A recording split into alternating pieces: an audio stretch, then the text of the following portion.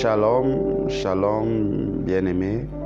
Nous bénissons le Seigneur qui, ce matin encore, nous gratifie du souffle de vie, de la santé, de la protection. Il nous a permis ce matin d'être encore debout parmi les vivants. Nous lui disons merci. Nous allons commencer ce moment particulier de notre dévotion matinale. Et je prie le Seigneur que ce soit un moment particulièrement bénissant pour toi. Alors, partage la vidéo, réveille tes proches, car le temps est venu de méditer. Nous écoutons cette belle mélodie, nous continuons avec cette belle mélodie avant de commencer.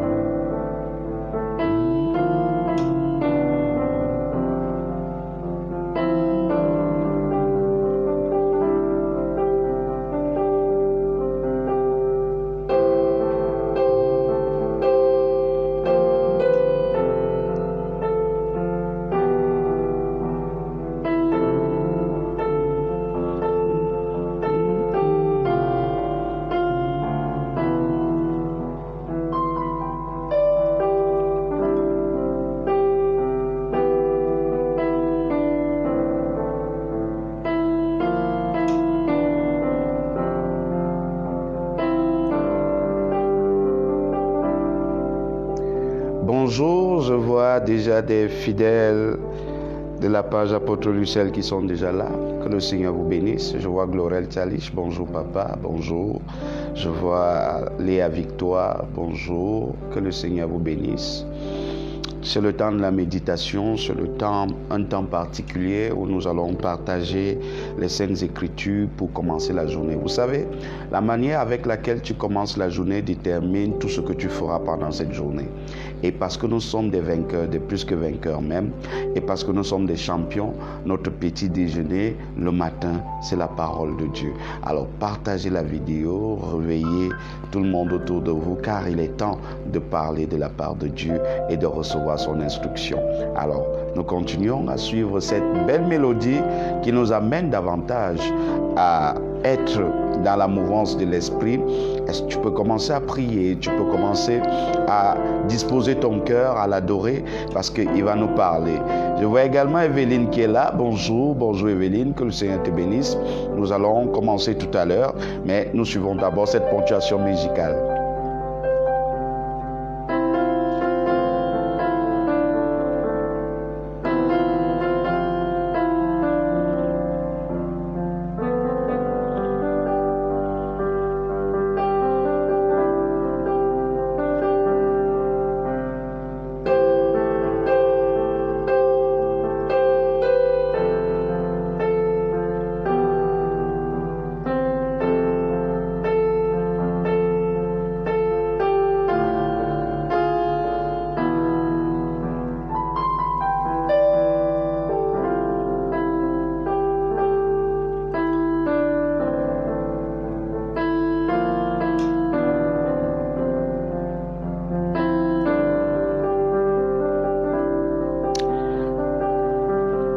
Shalom encore, bien-aimé, que la paix soit avec toi, que la paix soit dans ta maison. Vous savez, le Seigneur Jésus en partant nous a dit, je vous laisse ma paix, je vous donne ma paix, je ne la donne pas comme le monde la donne, afin que vos cœurs ne se troublent point. Alors ce matin, nous allons commencer notre méditation et bien-aimé dans le Seigneur, nous allons prendre pour matériau ce matin la parole de Dieu, inévitablement, c'est elle qui est le socle de toutes choses. Donc, munis-toi de ta Bible ce matin et également, nous allons utiliser un outil particulièrement important dans notre méditation ce matin. Ce sera le dévotionnel. Le dévotionnel parle à mon cœur. Parle à mon cœur. Nous allons l'utiliser ce matin. Il sera notre canevas. Et pour ce mois particulièrement de juin, qui marquait son 2e anniversaire, soit dit en passant, nous allons aller dans la page du jour qui est le 28. Aujourd'hui, c'est le 28. Et une nouvelle semaine commençant. Le dévotionnel nous dit que cette semaine, c'est la semaine de l'incroyable rétablissement. La semaine de l'incroyable rétablissement. Alors, quand on parle de rétablissement, on parle d'une action de rétablir, de remettre quelque chose en place. On dit quelque chose qui a quitté sa posture, quelque chose qui a quitté sa trajectoire. Alors, quand on parle de rétablissement, on dit de ramener la chose telle qu'elle est. Donc, ce matin, et cette semaine particulièrement, le Seigneur est en train de vouloir nous dire qu'il y a des choses dans ta vie qui avaient quitté une trajectoire normale et qui vont revenir à la normale. Cela suppose quoi? Certains parmi vous n'avaient plus de joie, le Seigneur dit qu'il rétablit ta joie. Certains parmi vous n'avaient plus de paix, le Seigneur dit qu'il rétablit ta paix. Certains parmi vous avaient perdu un emploi peut-être, le Seigneur certainement te rétablit. Il y a quelque chose de particulier en cette semaine que le Seigneur va faire, qui va te réintroduire de façon extraordinaire dans une joie et un bonheur parfait. Donc, tu dois être dans une attitude et une atmosphère de célébration parce que le Seigneur est sur le point de faire quelque chose de particulier dans ta vie. Donc, le dévotionnel ce matin nous dit c'est la semaine de l'incroyable rétablissement. Alléluia, l'incroyable rétablissement. Quand on parle également de rétablissement, on parle de remettre en vigueur. Vous savez, il y a des moments où nous perdons en défaillance, nous tombons en défaillance, nous perdons de nos forces. Mais je me rappelle un verset de la Bible qui nous dit concrètement que ceux qui se confient à l'Éternel renouvellent leurs forces. Donc cette semaine, le Seigneur renouvelle tes forces. Cette semaine, le Seigneur te fait du bien et les forces que tu avais perdues, elles pouvaient être spirituelles, elles pouvaient être physiques, elles pouvaient même être matérielles, voire même financières. Ces forces-là te sont restaurées au nom de Jésus. Donc le dévotionnel nous dit ce matin que c'est la semaine de l'incroyable rétablissement. Tu seras rétabli dans tes droits, tu seras rétabli dans ta fonction, tu seras rétabli dans ta position, tu seras rétabli dans ta destinée en cette semaine. Donc, cette semaine, ne promène aucun regard inquiet parce que le Seigneur est en activité. Vous savez, lorsque Dieu décide de faire une chose, personne ne peut l'arrêter. Vous savez, la Bible dit, il est celui qui ouvre une porte et personne ne peut la fermer. Il est celui qui ferme et personne ne peut l'ouvrir. Et Dieu a décidé d'ouvrir une porte particulière, c'est celle du rétablissement dans ta vie. Alors ce matin, j'aimerais que tu sois dans l'allégresse et dans la joie parce que tout au long de cette semaine, tu iras de miracle en miracle, de gloire en gloire, de bénédiction en bénédiction, d'élévation en élévation parce que Dieu a décidé de renouveler sa grâce, il a décidé de renouveler ses forces dans ta vie. Alors tu n'as plus besoin de promener des regards inquiets. Quel bon moment, quelle parole de la part de l'Éternel. Et il continue en disant le rétablissement c'est faire exister à nouveau. Il y avait des choses dans ta vie qui avaient cours et à un moment elles ont cessé, des grâces particulières par exemple. Le Seigneur dit qu'il te rétablit. Elles reviennent à la vie, ces choses qui avaient cessé, ces grâces que tu avais naturellement de la part du Seigneur mais qui à un moment ont arrêté d'être manifestes. Le Seigneur dit qu'elles reviennent à la vie. Oh mon Dieu, je vois un homme de Dieu qui est connecté à nous, le pasteur Albert Tala. Que le Seigneur te bénisse mon frère. Nous sommes bénis ce matin d'être ensemble. Que le Seigneur te bénisse. Donc, ce matin, le Seigneur nous dit que cette semaine, c'est la semaine de l'incroyable rétablissement. Je ne sais pas dans quel domaine tu avais besoin du rétablissement, mais je sais que le Seigneur est en train de le faire. Et quand je me rappelle encore d'une autre portion des Saintes Écritures, dans le livre d'Ézéchiel 37, la Bible parle des ossements desséchés.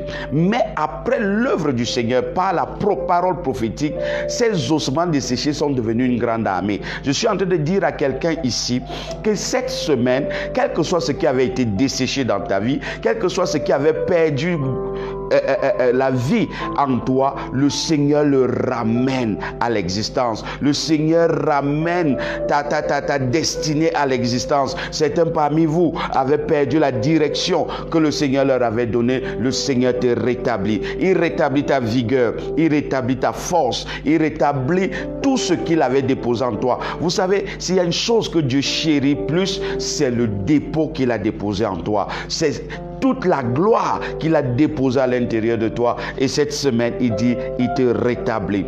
Alléluia. Lorsque nous parlons encore du rétablissement, on parle de remettre en bon état. Je ne sais pas, peut-être au niveau de la santé, tu étais malade, le Seigneur te guérit ce matin au nom de Jésus. Quelle que soit la maladie, quel que soit le nom qu'elle se peut nommer dans le siècle présent comme dans le siècle à venir, le Seigneur a décidé de, par sa main, par sa grâce, de te guérir et de t'amener à une autre dimension de ta vie par la santé. Je prie maintenant que tu commences à recevoir cela chez toi au nom de Jésus, la santé parfaite.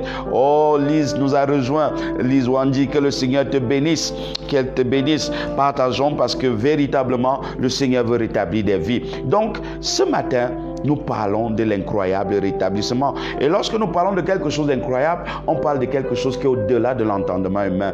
On parle de quelque chose de surnaturel. Ce ne sera pas fait par la main d'un homme. La Bible dit que ce n'est ni par la force, ce n'est ni par la puissance, mais c'est par mon esprit, dit l'Éternel. C'est par la grâce de Dieu, c'est par sa puissance, c'est par son amour qu'il fait ces choses dans ta vie. Et nous n'avons qu'une seule chose à faire, c'est de lui dire Hosanna au plus haut des cieux. Waouh, waouh, waouh, waouh, quel merveilleux moment. Alors, continuons dans le dévotionnel. Nous allons donc lire le verset du jour. Le verset du jour nous vient du livre de Juges, Juges chapitre 16, le verset 22. Juges chapitre 16, verset 22. Waouh, Daniel nous a rejoint. Bonjour Daniel, que le Seigneur te bénisse. Nous sommes dans le livre de Juges, chapitre 16, le verset 22. Juges chapitre 16, le verset 22. Juges chapitre 16, le verset 22. Alors, si tu es à la page, nous allons lire. Le Seigneur dit dans sa parole, cependant, les cheveux de sa tête recommençaient à croître depuis qu'ils avaient été rasés. Cependant, les cheveux de sa tête recommençaient à croître depuis qu'il avait été rasé. Nous parlons là de l'histoire de Samson. La plupart d'entre nous, nous connaissons l'histoire de Samson. Cet homme merveilleux qui était venu d'une façon prophétique parce que ses parents, Manoah et sa maman, avaient reçu un ange de l'Éternel qui leur avait prophétisé la venue de cet homme extraordinaire. Et dans la marche avec Dieu, cet homme avait une alliance. Et son alliance, c'était laquelle? C'était l'alliance du Nazaréat. Et l'alliance du Nazaréat voulait quoi?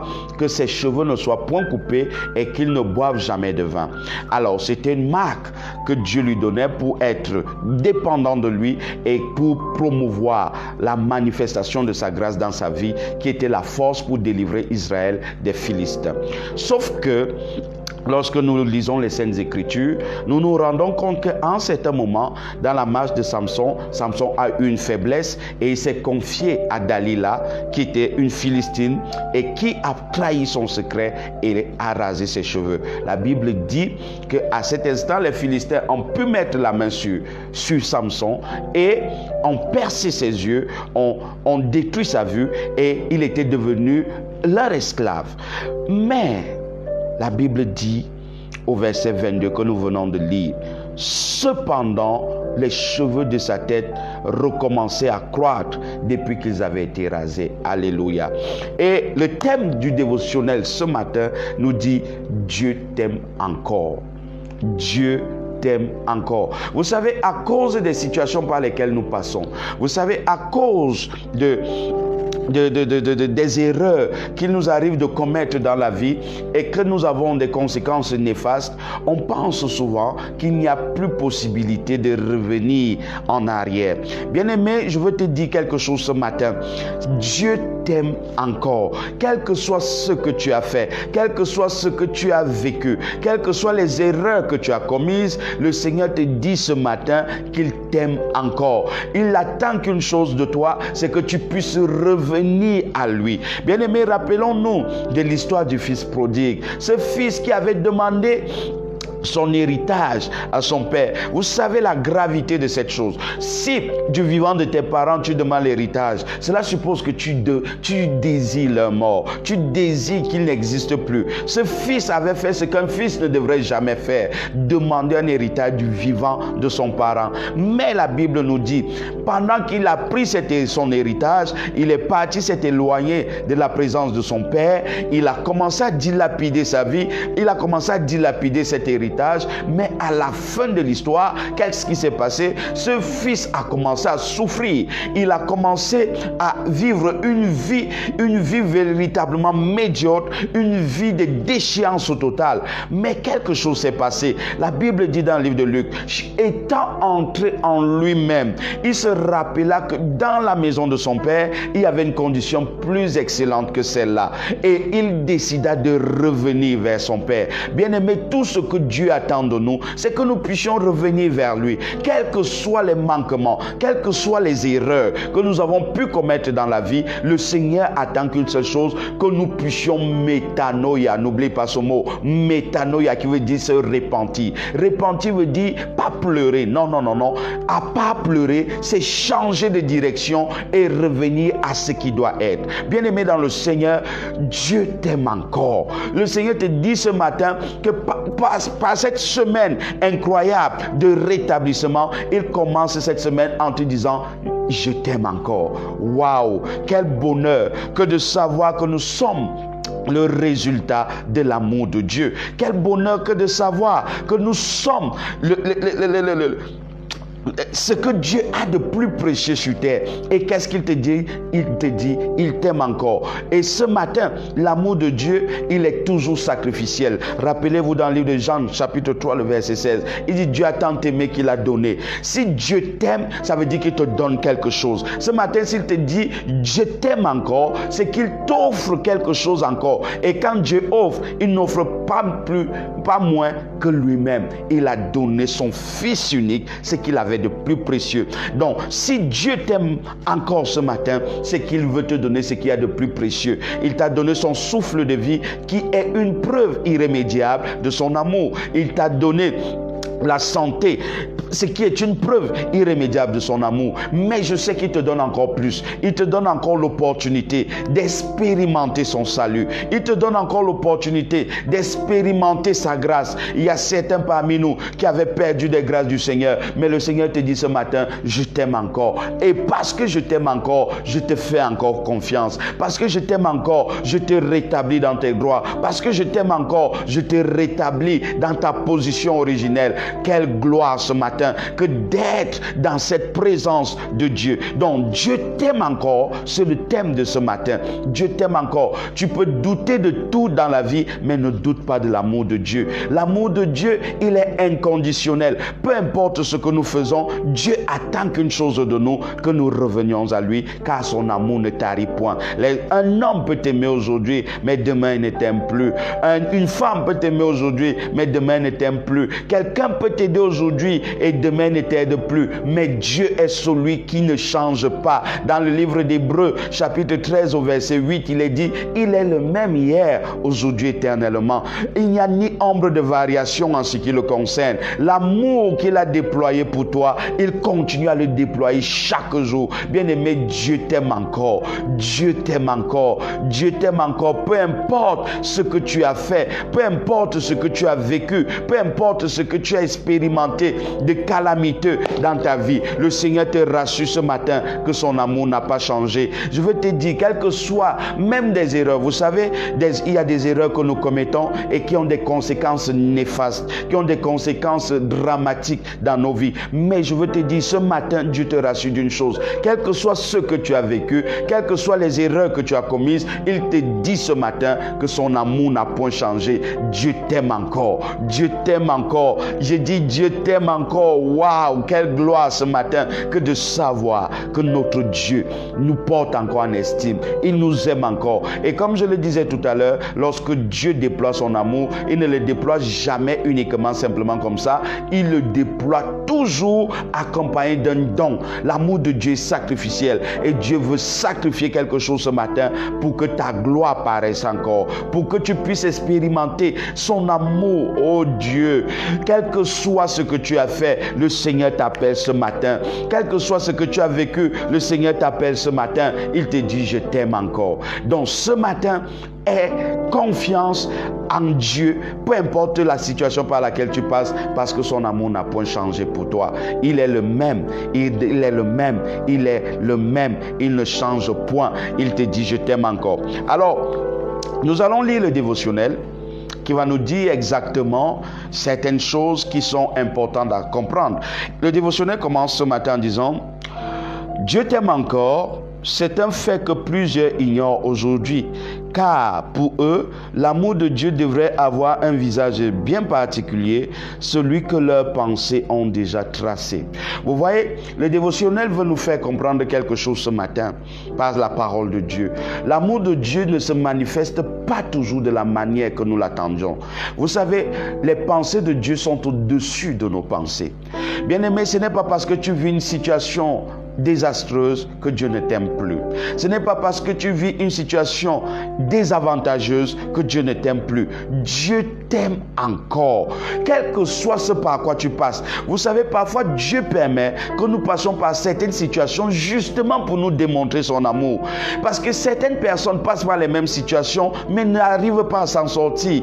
Mais si Dieu permet que nous passions par ces situations, c'est parce qu'il veut encore nous démontrer son amour. Donc ce matin, j'aimerais que tu comprennes que ça n'a rien à voir avec tout ce par quoi tu passes, ça n'a rien à voir avec tout ce par quoi tout ce que tu vis, mais ça a à voir avec l'estime et l'amour que Dieu a déposé dans sa vie pour toi. Bien-aimé dans le Seigneur, je te dis encore ce matin, Dieu t'aime encore, Dieu t'aime encore, Dieu t'aime encore. Je dis Dieu t'aime encore, quelles que soient tes erreurs, quel que soit ce par quoi tu passes, Dieu t'aime encore. Et la Bible, le dévotionnel continue en disant, cette façon de voir les choses nous fait souvent passer à côté de ce qui est important et essentiel.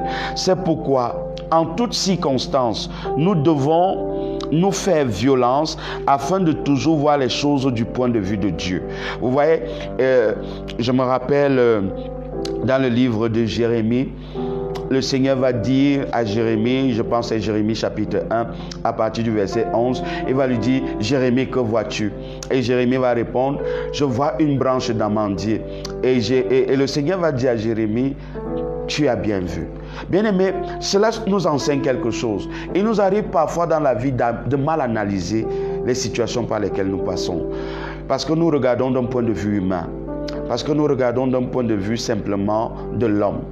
Dieu est plus que ça. Nous devons toujours nous placer sur le prisme de la parole de Dieu pour pouvoir apprécier les actes de Dieu. Quel que soit ce par quoi tu passes, quel que soit ce qui arrive dans ta vie, une seule chose importe. Qu'est-ce que Dieu veut m'enseigner? Qu'est-ce que Dieu veut me faire comprendre? Et pour être à cette dimension, tu dois impérativement te tourner vers les Saintes Écritures. Parce que c'est elles qui vont te révéler la pensée même de Dieu. Je vous le disais tout à l'heure, Isaïe 55 nous le dit. Les pensées que nous avons ne sont pas les pensées de Dieu. Et il dit dans sa parole que aussi vrai que les cieux sont très loin au-dessus de nos têtes, ainsi sont ses pensées. Alors pour pouvoir pouvoir t'aligner à la pensée de Dieu, tu dois être versé dans les Saintes Écritures. Car c'est dans les Saintes Écritures qu'est dévoilée justement sa pensée. Et ce matin, les Saintes Écritures te disent que Dieu t'aime encore. Peu importe ce que tu vis, peu importe ce que tu vois, Dieu t'aime encore. Quelles que soient les erreurs, si tu reviens à lui, tu trouveras ses bras ouverts pour toi. Waouh, quel merveilleux moment dans la présence de Dieu, que de savoir que le Dieu si grand a pu penser à nous et qu'il a fait de nous ses enfants et qu'il nous dise encore ce matin qu'il nous aime encore. Nous continuons la lecture ce matin.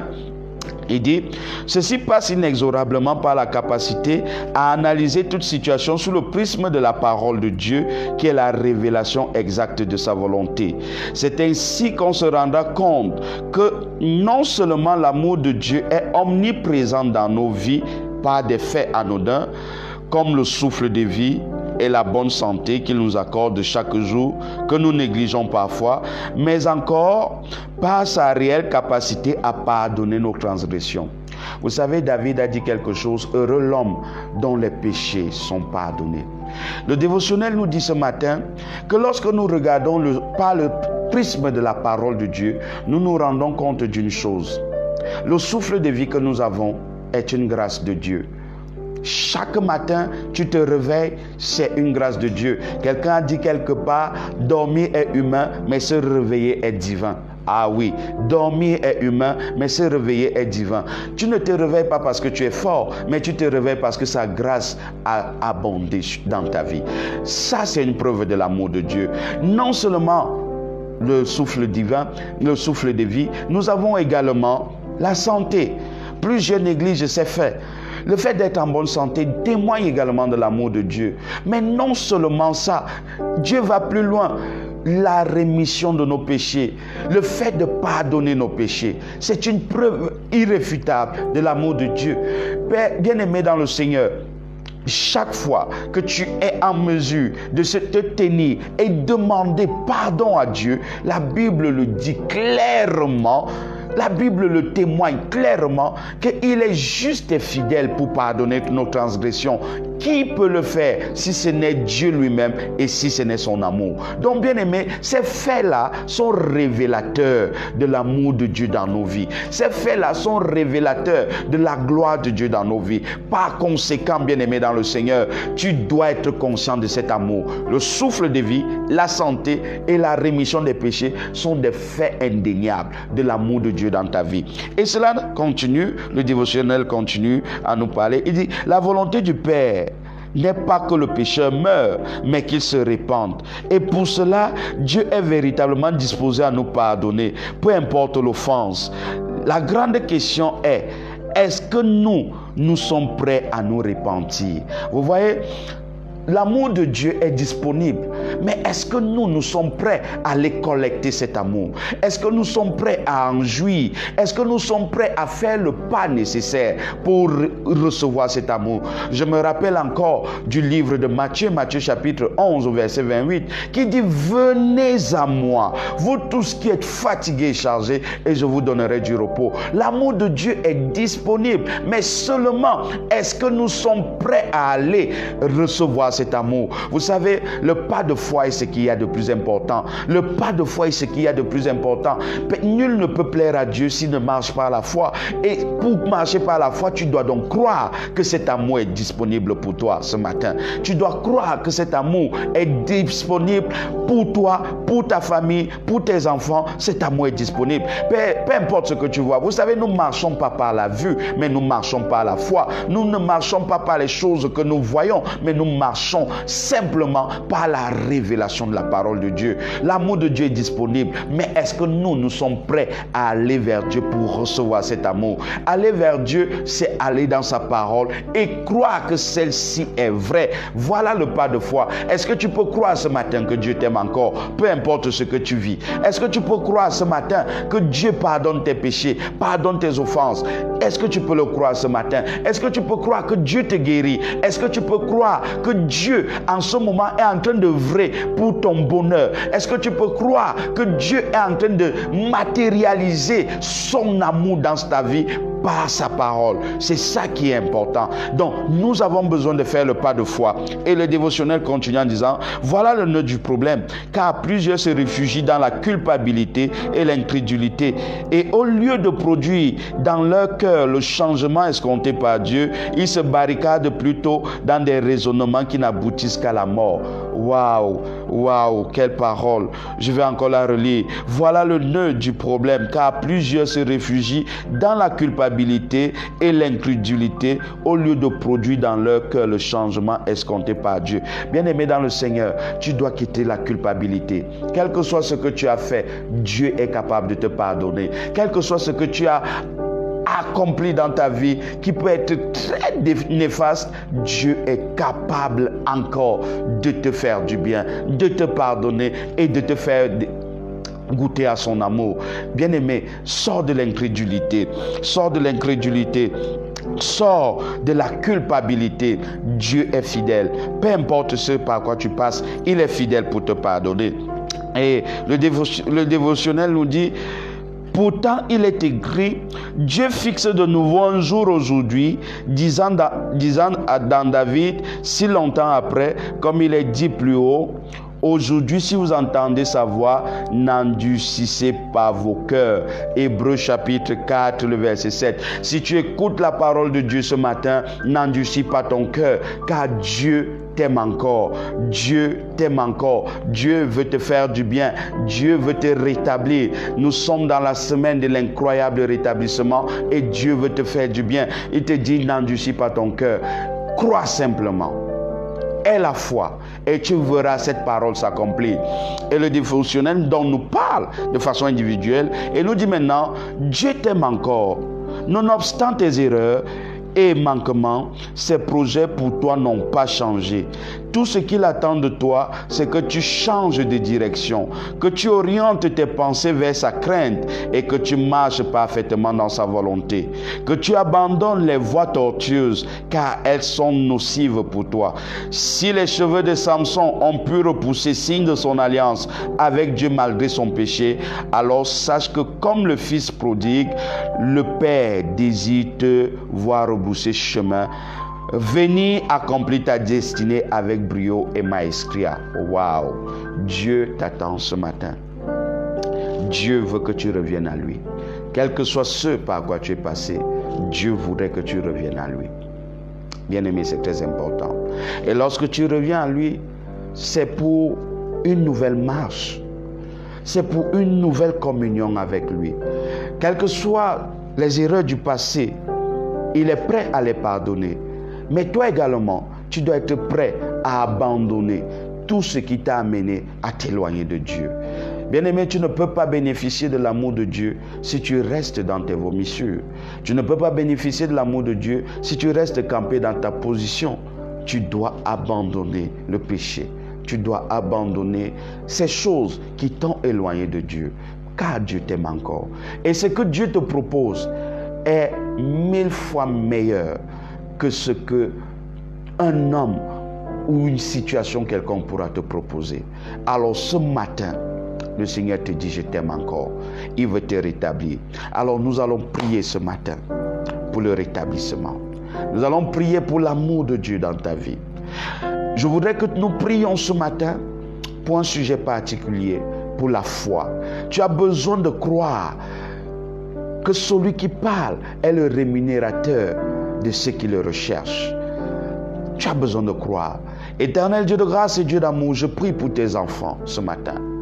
Je prie, Seigneur, conformément à ta parole, tu nous as dit ce matin que c'est la semaine de l'incroyable rétablissement.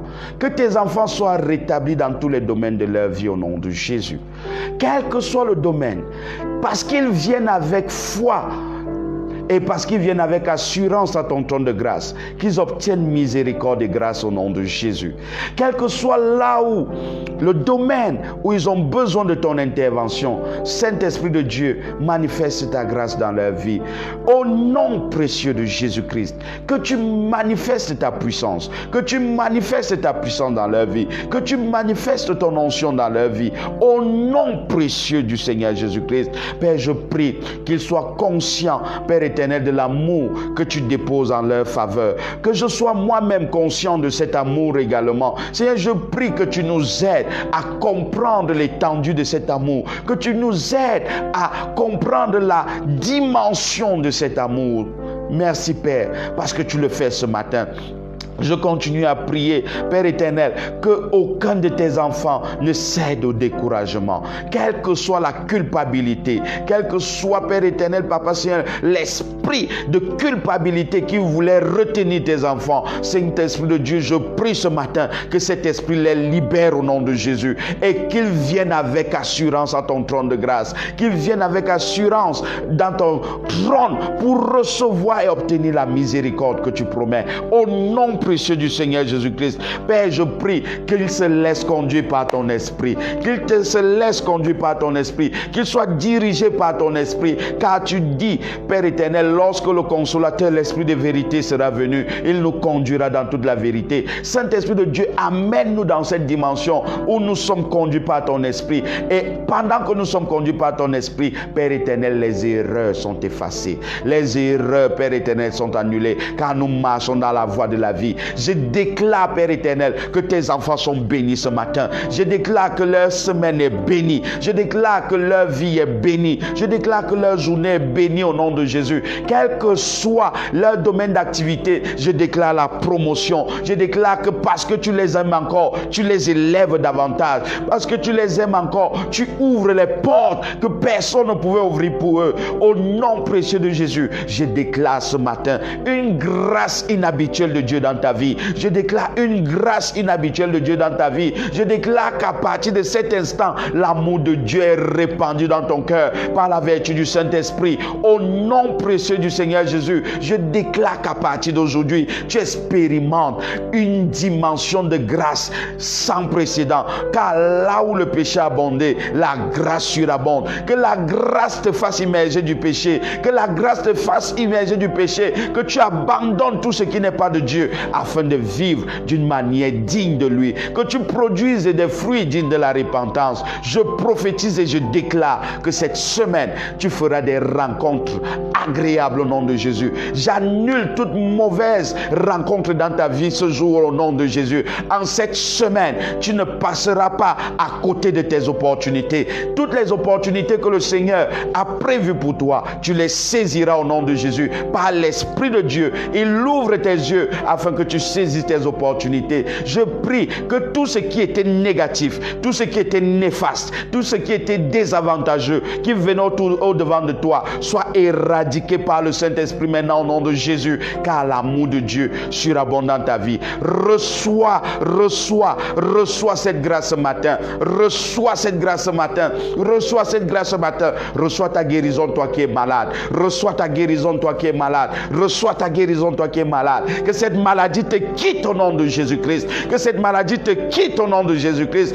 Que cet esprit qui te retenait captif te quitte au nom de Jésus-Christ. Je déclare que toute personne qui se connecte maintenant reçoive l'onction de Dieu qui brise le joug. Quel que soit le joug qui était en mouvance dans ta vie, que ce joug soit brisé, car certainement la parole de Dieu s'accomplit. Maintenant, il n'y a plus aucune condamnation pour ceux qui sont en Jésus-Christ. Que cette parole se manifeste puissamment dans ta vie au nom de Jésus-Christ. Que tu sortes de tout ce qui n'est pas de Dieu. Que tout ce qui pouvait arrêter ta destinée, tout ce qui pouvait t'empêcher de continuer à évoluer, que cela soit éradiqué au nom de Jésus. Je déclare que tu es béni. Tu es béni le matin, tu es béni à midi, tu es béni le soir. Au nom précieux du Seigneur Jésus, le Seigneur va au-devant de toi, frayer tout chemin tortueux droit. Au nom précieux du Seigneur Jésus, reçois ta grâce ce matin. Reçois ta grâce ce matin. Reçois ta grâce ce matin. Reçois ta visitation ce matin. Reçois ta visitation ce matin. Je prie que le Seigneur ouvre tes yeux pour que, comme Abraham, tu puisses discerner la visitation angélique dans ta vie et que ta vie change. Lorsque Abraham a reçu ses anges, sa vie a changé. La promesse de Dieu s'est manifestée. Je déclare ce matin que le Seigneur ouvre tes yeux afin que tu puisses voir la visitation angélique qu'il a prévue pour toi cette semaine au nom de Jésus. Je déclare que par cette visitation, des aides de destinée, des miracles au-delà de l'entendement humain commencent ça se produit dans ta vie. Au nom précieux du Seigneur Jésus, tu es béni. Je dis, tu es béni. Tu es béni. L'amour de Dieu manifesté dans nos vies, c'est le don de Jésus-Christ dans nos vies. Reçois ce don. Toi qui n'avais pas encore reçu Jésus, je prie ce matin par le Saint-Esprit qui te convainc du péché, de la justice et du jugement, et que tu sois son enfant. Au nom de Jésus, je déclare que ta vie est bénie. Je déclare que ta vie est bénie. Va dans la force que tu as. Va avec la force que tu as. Va dans la prospérité. Va avec assurance. Que cette journée t'apporte le meilleur. Au nom précieux du Seigneur Jésus, je déclare que ton sentier est surnaturellement ravitaillé. Au nom précieux du Seigneur Jésus, reçois cela ce matin. Au nom de Jésus-Christ. Amen. Aïe, aïe, aïe, aïe, aïe, aïe, aïe. Quel bon moment dans la présence de Dieu. Quel bon moment. Bien-aimé, Dieu t'aime encore. Dieu t'aime encore. Lorsque tu auras tout oublié, n'oublie pas, Dieu t'aime encore. Dieu t'aime encore. Alors sur ce, je vais vous dire, excellente journée dans la présence de Dieu. Excellente journée dans sa manifestation. Surtout excellente journée dans son amour. Quel que soit ce que tu feras aujourd'hui, n'oublie pas, Dieu t'aime encore. Shalom, shalom. Que vos vies soient bénies, que vos familles soient bénies, que cette nation soit bénie et toutes les nations de la terre également. Soyez bénis et excellent début de journée. Va avec la force que tu as au nom de Jésus-Christ. Amen.